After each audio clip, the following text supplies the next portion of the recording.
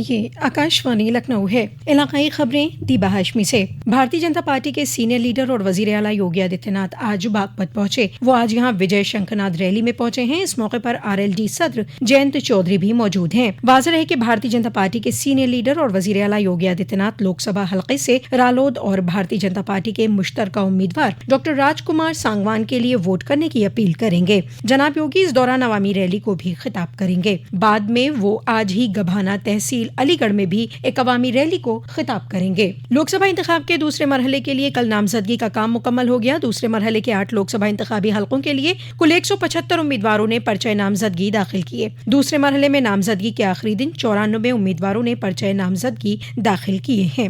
دوسرے مرحلے کے پرچہ نامزدگی کی جانچ آج یعنی 5 اپریل کو جبکہ ووٹنگ 26 اپریل کو ہوگی۔ ووٹ شماری کے لیے 4 جون کی تاریخ مقرر ہے۔ ریاست کے مختلف اضلاع میں لوک سبھا انتخاب کے مد نظر ووٹر بیداری مہم سویپ کے تحت مختلف پروگراموں کے توسط سے ووٹ فیصد میں اضافے کے لیے عوام کو راغب کیا جا رہا ہے۔ امروہہ میں سویپ کے تحت الیکشن سروس کے لیے ٹریننگ سینٹر پر رائے دہندگان کو حلف دلایا گیا۔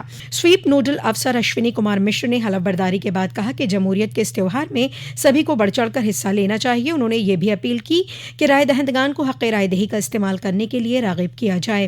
دریاسنا اناؤ کے شہر پنچایت نواب گنج میں NCC اور اسکول کے طلباء کے ذریعے ووٹر بیداری ریلی نکالی گئی جس میں لوگوں کو ووٹنگ کے تئیں بیدار کیا گیا۔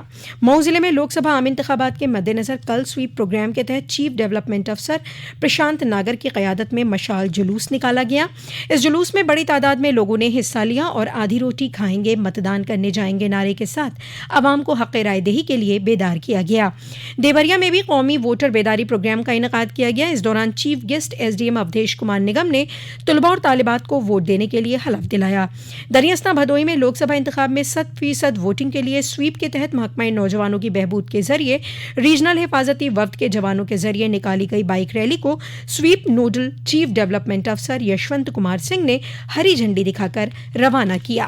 پہلے مرحلے میں شامل پیلی بھیت لوک سبھا سیٹ کے لیے معذوروں اور 85 سال سے زیادہ عمر کے بزرگوں سے ان کے گھر جا کر پوسٹل بیلٹ سے حق رائے دہی کا استعمال کرانے کا کام آج سے شروع ہو گیا۔ اس کے لیے آج صبح کلیکٹریٹ اور پورن پور اور بیسل پور تحصیل صدر دفاتر سے پولنگ پارٹیاں روانہ کی گئیں۔ ضلع انتظامیہ کے ذریعے 8 اپریل تک 100% ووٹنگ کرانے کا نشانہ طے کیا گیا ہے۔ ضلع الیکشن افسر اور ضلع مجسٹریٹ سنجے کمار سنگھ نے بتایا کہ ضلع میں معذور اور 85 سال سے زیادہ عمر کے رجسٹرڈ 820 ووٹروں کے لیے 21 پولنگ پارٹیوں کو آج روانہ کیا گیا۔ الیکشن کمیشن نے سبھی ریاستوں اور مرکز کے زیر انتظام ریاستوں کے چیف سیکریٹریوں اور ڈائریکٹر جنرل آف پولیس کو غیر قانونی شراب، نقدی، نشیلی اشیاء اور ہتھیاروں کی آمد و رفت روکنے کے لیے بین ریاستی اور بین الاقوامی سرحدوں پر سخت نگرانی کے احکام دیے ہیں۔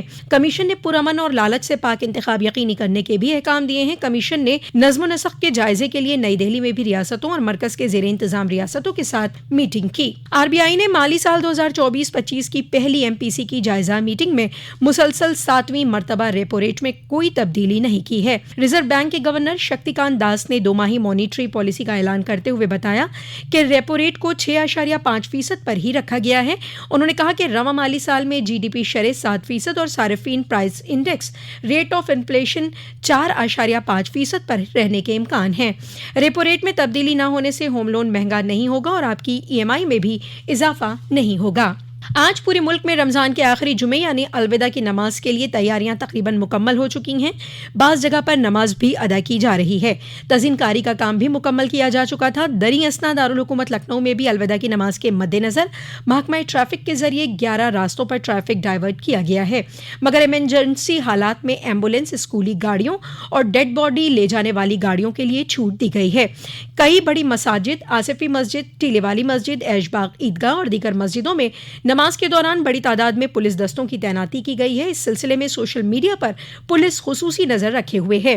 مولانا خالد رشید فرنگی محلی نے کہا کہ یہ گزارش ہے کہ اسلامک سینٹر آف انڈیا نے جو ایڈوائزری جاری کی ہے اس پر عمل کریں، سڑکوں پر نماز ادا نہ کریں جس سے ٹریفک کو کوئی دقت نہ ہونے پائے، ساتھ ہی ملک کی تعمیر و ترقی اور حفاظت کے لیے دعا کریں۔ دریاسنا ایودھیا میں بھی آج الوداع کی نماز سخت حفاظتی انتظامات کے دوران ادا کی جا رہی ہے۔ مسجدوں پر پولیس فورس تعینات ہے۔ ضلع میں دفعہ 144 نافذ ہے۔ دریاسنا جونپور میں بھی آج الوداع کی نماز کو لے کر ضلع انتظامیہ نے پختہ انتظام کیے ہیں۔ SP ڈاکٹر اجے پال شرما نے بتایا کہ سبھی علاقوں میں نماز کے مد نظر وافر تعداد میں حفاظتی دستوں کی تعیناتی کی گئی ہے۔ اسی کے ساتھ آکاشوانی لکھنؤ سے علاقائی خبروں کا یہ بلیٹن ختم ہوا۔